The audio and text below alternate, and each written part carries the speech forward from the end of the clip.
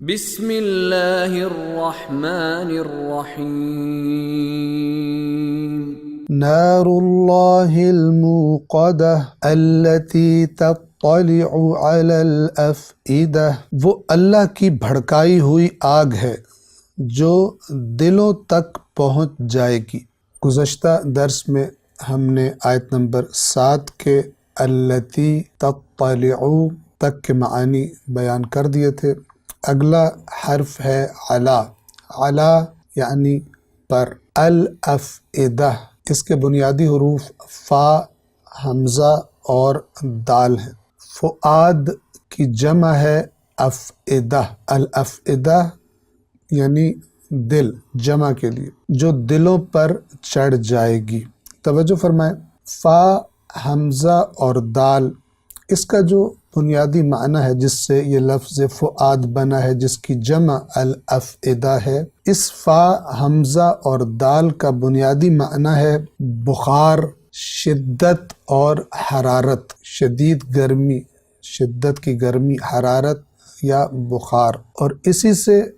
انسان کا قلب، انسان کا دل، جب اس کے جذبات والے حصے کی طرف اشارہ ہو تو اس کو فؤاد کہا جاتا ہے۔ قرآن کریم میں دو لفظ استعمال ہوئے ہیں، ایک فؤاد جس کی جمع افئدہ ہے جو اس آیت میں آیا ہے، اور ایک لفظ ہے قلب جس کی جمع قلوب ہے۔ توجہ فرمائیں، ہم عام طور پر جب قلب کہتے ہیں جس کا ترجمہ ہم دل کرتے ہیں تو اس سے ہماری مراد انسان کے سینے میں نسبتاً بائیں جانب وہ عضو، انسان کے بدن کا وہ عضو کہ جو بدن میں خون مہیا کرتا ہے، استعمال شدہ خون کو صاف کر کے دوبارہ بدن کے اندر فراہم کرتا ہے، جس سے انسان زندہ رہتا ہے اور اس کے بدن میں خون کی گردش باقی رہتی ہے۔ قرآن مجید میں جسے قلب یا فؤاد کہا گیا ہے، اس سے مراد یہ عضو نہیں ہے جو انسان کے بدن کے اندر ہوتا ہے، بلکہ قلب سے یا فؤاد سے مراد وہ چیز ہے کہ جس کو ہم نفس انسانی بھی کہہ سکتے ہیں، کہ جس کی وجہ سے انسان کو باشعور کہا جاتا ہے، جس کے ذریعے سے انسان فکر کرتا ہے، جہاں انسان کی عقل ہوتی ہے، وہ مرکز انسان کا، اس کو قرآن مجید نے قلب اور فؤاد کے الفاظ سے یاد کیا ہے۔ فرق کیا ہے فؤاد میں اور قلب میں؟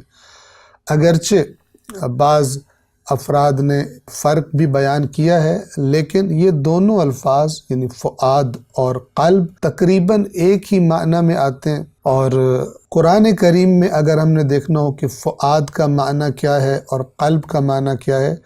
تو جس آیت میں یہ لفظ آیا ہے اس آیت کے سیاق و سباق سے، یعنی اس لفظ کے استعمال سے ہمیں اندازہ ہوگا اور ہم تشخیص دے سکتے ہیں کہ یہاں فؤاد کس معنی میں ہے اور قلب کس معنی میں ہے۔ یہ دونوں معنی آپ سن لیں۔ بعض افراد کے مطابق فؤاد، جیسا کہ میں نے پہلے اشارہ کیا، جب انسان کے جذبات کی طرف اشارہ کرنا ہو تو انسان کے جذبات بھی ظاہر ہے وہیں ہوتے ہیں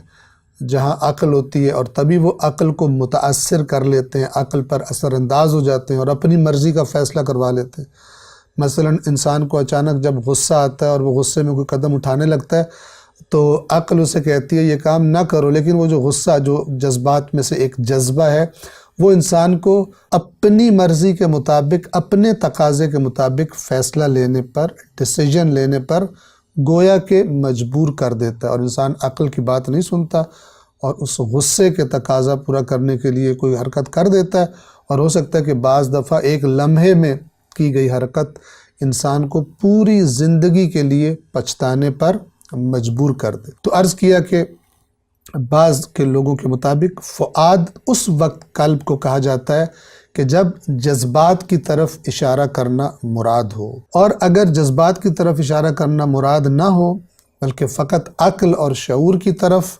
اشارہ کرنا، فکر کی طرف اشارہ کرنا مراد ہو، تو اس کے لیے قلب کا لفظ استعمال ہوتا ہے۔ اگرچہ میں نے عرض کیا کہ یہ کوئی کلی قاعدہ اور ضابطہ نہیں ہے، بلکہ جب قرآن میں فؤاد یا قلب کا لفظ آئے گا تو ہم اس آیت میں غور کریں گے اور وہاں سے ہم تشخیص دیں گے کہ مراد جذبات کی طرف اشارہ کرنا ہے یا مراد عقل اور فکر کی طرف اشارہ کرنا ہے۔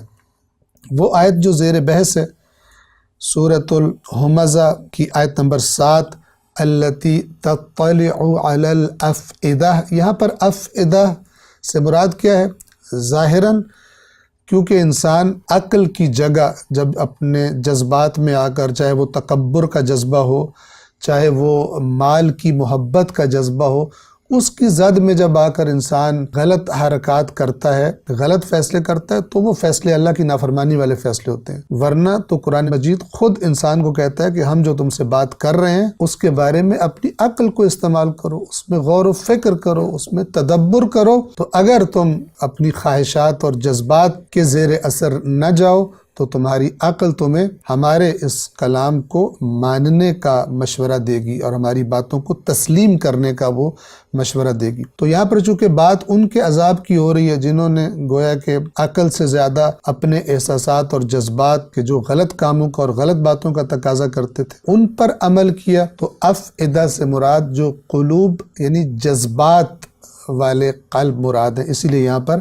افئدہ کا لفظ استعمال کیا گیا، یعنی تم اپنے جذبات کی زد میں آ کے، اپنی خواہشات کی زد میں آ کر اللہ کے خلاف چلا کرتے تھے، دوسروں کو گھٹیا سمجھا کرتے تھے، تو جہاں وہ تمہارے جذبات تھے، تمہارے اندر تمہارے وجود کا وہ مرکز، وہ بھی اس آگ کی زد میں آئے گا۔ فقط ظاہری بدن نہیں جیسے عام آگ ہوتی ہے، بلکہ تمہارے وہ مرکز جہاں سے تم وہ غلط فیصلے کیا کرتے تھے، وہ بھی ان کو بھی یہ آگ جلا کر چھوڑے گی۔ آیت نمبر 7 کے ترجمے کی ایک دفعہ تکرار کرتے ہیں، بلکہ آیت نمبر 6 کو بھی ساتھ ملاتے ہیں۔ نار اللہ الموقدہ، وہ جو فرمایا تھا وما ادراک ما الحطمہ، آپ کو کس چیز نے بتایا وہ چکنا چور کر دینے والی آگ کیا ہے؟ فرمایا نار اللہ الموقدہ، اللہ کی بھڑکائی ہوئی آگ ہے، یعنی اللہ کی آگ ہے جو بھڑکائی گئی ہے، یعنی اللہ تبارک و تعالیٰ نے اسے بھڑکایا ہے۔ التی تطلع علی الافئدہ، وہ آگ کہ جو دلوں پر پہنچ جائے گی، یعنی دلوں کو بھی جلا دے گی، اور اس کی وضاحت میں نے آپ کی خدمت میں عرض کی۔ آیت نمبر 8 اور 9 انشاءاللہ اگلے درسوں میں بیان ہوں گی۔ والسلام علیکم ورحمۃ اللہ وبرکاتہ۔